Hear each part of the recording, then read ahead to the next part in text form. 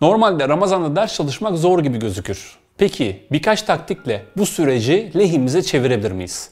Hem öğrenciler için hem iş geliştirme, araştırma, proje yapmak isteyen herkes için geçerli olan 8 maddelik bir rehber hazırladım. Gelin hemen bunları tek tek inceleyelim. 2 fazla uyku. Ramazan'da daha fazla çalışma sürem olsun diye sakın daha az uyumaya çalışma. Uykunu güzelce al.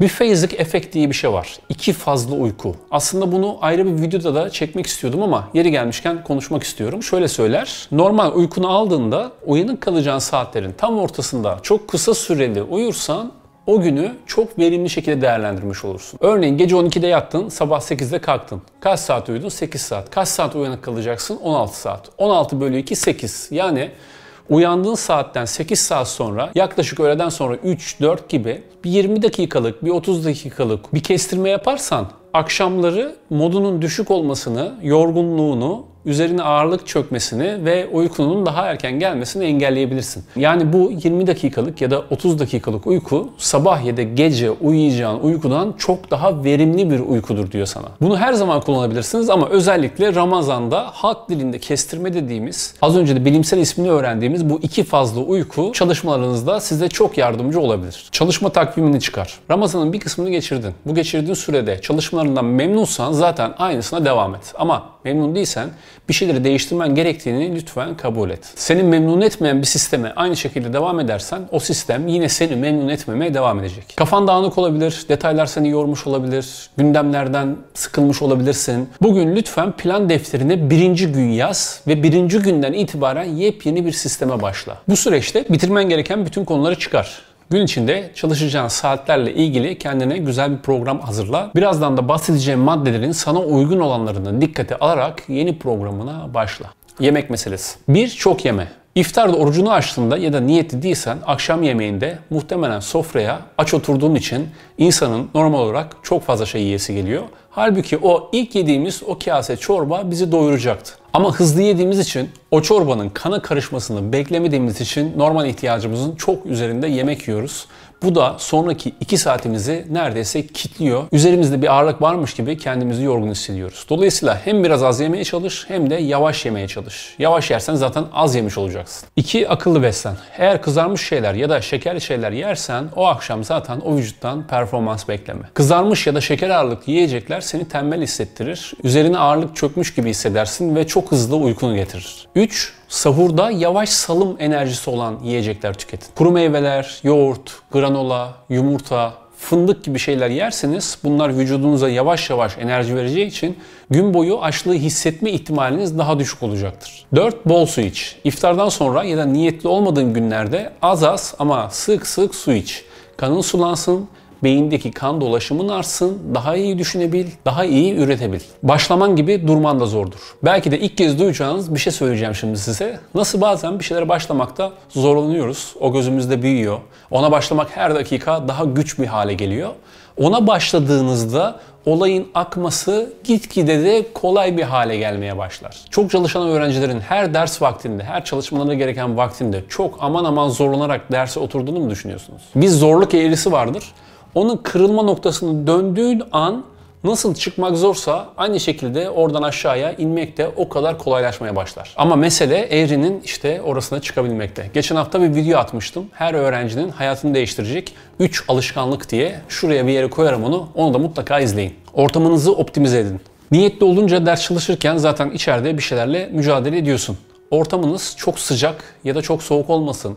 Odanızda bir pencereyi açın, güzel temiz bir hava gelsin ki bari dış etmenler hep lehimize olsun. Dersleri doğru sırala. İnsan aç karnı olunca odaklanmakta, konsantre olmakta oldukça zorlanıyor. Dolayısıyla sabah kalktığınızda her şey yolundayken, keyfiniz yerindeyken zorlanabileceğiniz dersleri öncelerseniz iftara yakında genel okuma, notları temize geçme, genel programa bakma gibi kısımlara bakarsanız konuları verimli dağıtmış olursunuz. İftara yakın eğer bünyeniz tamamen çökerse, tamamen hiçbir şey yapasınız gelmiyorsa kendinizi çok fazla zorlamayın.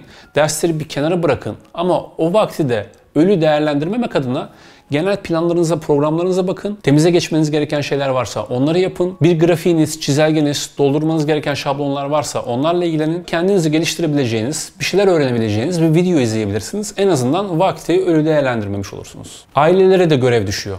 Bu kısmı ailene izletebilirsin. Sevgili büyüklerim, ders çalışmak zaten zor bir şey. Bu çocuklar aç karnına bir şeyleri çözmeye çalışıyor. Konuları anlamaya çalışıyor. Biliyorum onlara normalde çok destek veriyorsunuz. Ama Ramazan sürecinde, bu hassas süreçte lütfen 2 katına çıkartın bu desteği.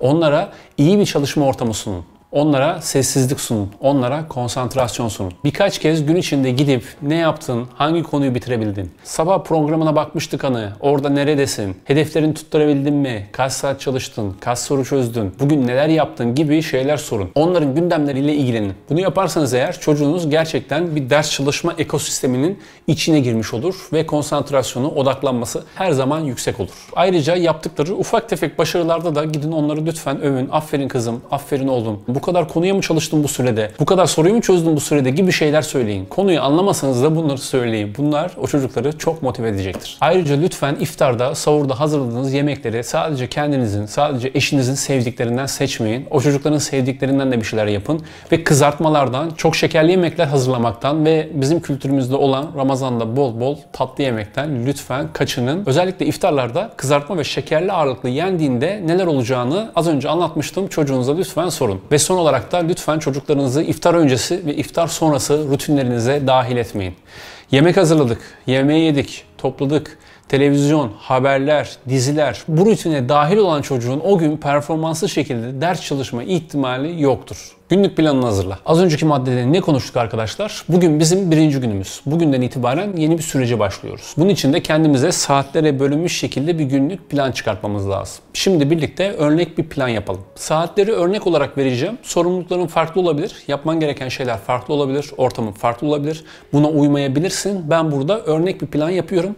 Bir şeyler çıkartıp bir şeyler ekleyerek kendine bu programını özgünleştirebilirsin. Gece 12'de yattın. Sahurda yarım saatlik kalkmış olabilirsin. Sabah 8'de kalktın. Kendini dinç hissediyorsun, açlık yok, uyku yok. Az önce söylediğim gibi dersleri uğraştırmasına göre, zorluğuna göre, senin zihnini yormasına göre güzel bir günlük sıraya dizdin ve zor olanlardan başladın. Kısa aralarla öğlen 2'ye kadar, 3'e kadar sıkılmadan güzel güzel çalıştın. 2'de, 3'te, 3.30'da bir 20 dakikalık, yarım saatlik güzel bir kestirme yaparsan o bütün gününü senin kurtaracak. O kestirmeden sonra da yani saat 3.30'dan 4'ten sonra da iftara kadar eğer odaklanabiliyorsan, açlık uyku yoksa, her şey yolunda gidiyorsa okumalarını yapabilirsin, konularına çalışabilirsin, gücün varsa soru çözebilirsin. İftarın son saatinde belki o gün yaptıklarını bir değerlendirebilirsin. Temize geçmen gereken şeyler varsa temize geçebilirsin. Hem son saatini yani muhtemelen en yorgun, kendini en aç, en susuz hissedeceğin saati de ölü değerlendirmemiş olursun. Sonra iftarını yaptın ya da niyeti değilsen akşam yemeğini yedin. Bir yarım saat, bir saat kendine vakit ayırdın. Sonra yine çalışma alanına geçip günü sonlandıracak son çalışmanı yapabilirsin. Burada sana iyi gelsin diye bitki çayları, farklı çaylar ya da kahve içebilirsin. Ardından gece 12'de de yattın. Sahurda yine yarım saatliğine kalkabilirsin. Fikir vermesi açısından bir örnek program yapmak istedim. Bu size referans olsun. Sorumluluklarınıza göre, ihtiyaçlarınıza göre, ortamınıza göre bunu özgünleştirip kendinize göre şekillendirebilirsiniz. Umarım faydalı olmuşumdur. Umarım fikir verebilmişimdir. Bu kanalda hafta içi eğitim serisi, hafta sonu da minimalizm, sadeleşmek, farkındalık üzerine bir seri yayınlıyorum. Takip ederseniz bunların hepsinden faydalanabilirsiniz. Şimdiden başarılı, güzel bir Ramazan geçirmeniz dileğiyle kendinize çok iyi bakın.